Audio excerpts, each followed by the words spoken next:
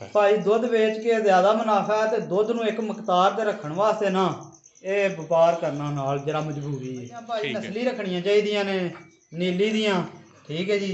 ਤੇ ਜੇ ਨਹੀਂ ਨੀਲੀ ਦੀ ਲੱਭਦੀ ਫਿਰ ਰਾਵੀ ਦੀ ਲੈ ਲਓ। ਤੇ ਜੇ ਅੱਛੀ ਮੱਝ ਜਿਹੜੀ ਉਹ ਨੀਲੀ ਦੀ ਹੈ, ਬੱਚੇ ਨਾਲ ਵੀ ਕੋਈ ਵਾਧਾ ਘਾਟਾ ਹੋ ਜੇ ਤੇ ਉਹ ਮਿਲ ਪੈਂਦੀ ਹੈ, ਪਹਾੜੇ ਤੇ ਵੀ ਮਿਲ ਪੈਂਦੀ ਹੈ, ਉਂਝ ਵੀ ਮਿਲ ਪੈਂਦੀ। ਬਹੁਤ ਅੱਛਾ ਕੰਮ ਹੈ, ਜਿਹਦੀ ਜ਼ਮੀਨ ਆਪਣੀ ਹੈ, ਜਿਹੜਾ ਕੰਮ ਕਰ ਸਕਦਾ ਉਹ ਬਾਹਰ ਜਾਣ ਨੂੰ ਇੱਥੇ ਅੱਛਾ ਉਹਦਾ ਕੰਮ ਹੈ। बिस्मिल्लाहिर्रहमानिर्रहीम। अस्सलाम वालेकुम व्यूवर्स, मौजूद व्यूवर्स यूसुफ जट के डेयरी फार्म पर मौजूद हूँ।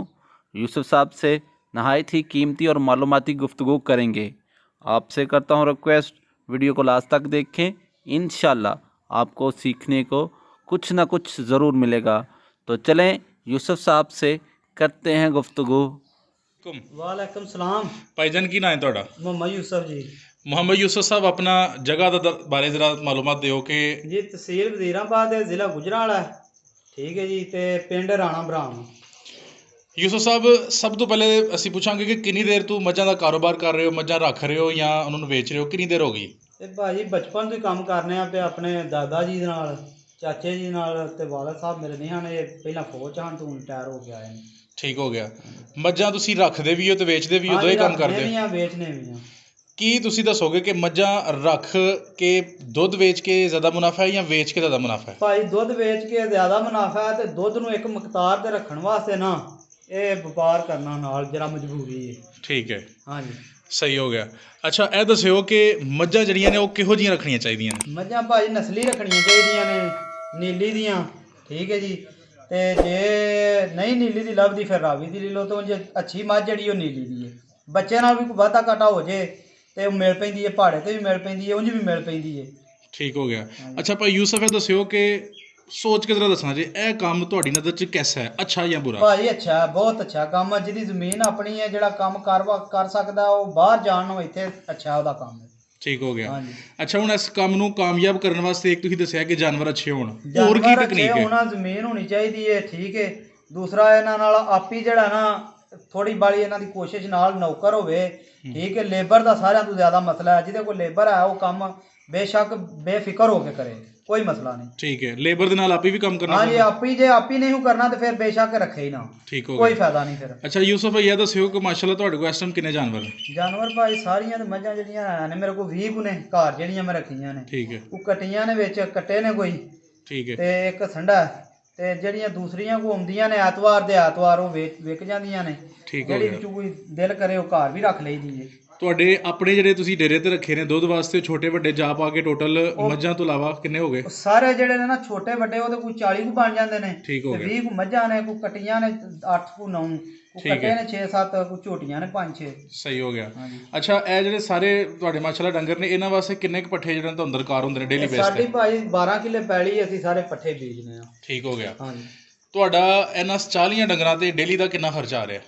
ਖਰਚਾ ਭਾਜੀ ਜੇ ਤੇ ਸ਼ਹਿਰ ਦਾ ਹਿਸਾਬ ਲਾਈਏ ਫਿਰ ਤੇ ਜ਼ਿਆਦਾ ਹੁੰਦਾ ਹੈ। ਠੀਕ ਹੈ, ਤੇ ਉੱਥੇ ਦੁੱਧ ਵੀ ਮਹਿੰਗਾ ਹੈ। ਇੱਥੇ ਜਿਹੜਾ ਖਰਚਾ ਤਕਰੀਬਨ 200 ਆ ਜਾਂਦਾ ਮਾਈ ਤੇ, 150 ਤੋਂ 200।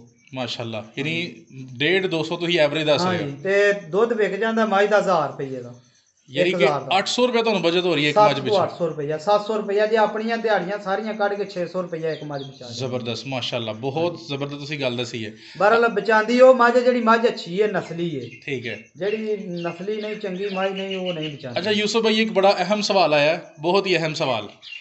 ਇਹ ਦੱਸਿਓ ਕਿ ਬਹੁਤ ਸਾਰੇ ਲੋਕ ਕਹਿੰਦੇ ਨੇ ਕਿ ਇਸ ਕਾਰੋਬਾਰ ਦੇ ਜਦੋਂ ਮੱਝਾਂ ਜਿਹੜੀਆਂ ਨੇ ਖੰਘੜੀਆਂ ਜਾਂਦੀਆਂ ਨੇ ਫਿਰ ਨੁਕਸਾਨ ਹੁੰਦਾ, ਤੁਹਾਡਾ ਕੀ ਕਹਿਣਾ ਹੈ? ਭਾਈ ਖੰਘੜੀਆਂ 'ਚ ਨੁਕਸਾਨ ਨਹੀਂ ਹੁੰਦਾ, ਸੋ ਖੰਘੜੀਆਂ 'ਚ ਫਾਇਦਾ ਹੁੰਦਾ ਹੈ। ਉਹ ਕਿਸ ਤਰ੍ਹਾਂ? ਉਹ 2-3 ਮਹੀਨੇ ਸਾਂਭੋ, ਜੇ ਅੱਛੀ ਮੱਝ ਹੋਵੇ 7 ਮਹੀਨੇ ਤੋਂ ਦੁੱਧ ਆਪਣੇ ਆਪ ਹੀ ਪਈ ਦਿੰਦੀ ਏ।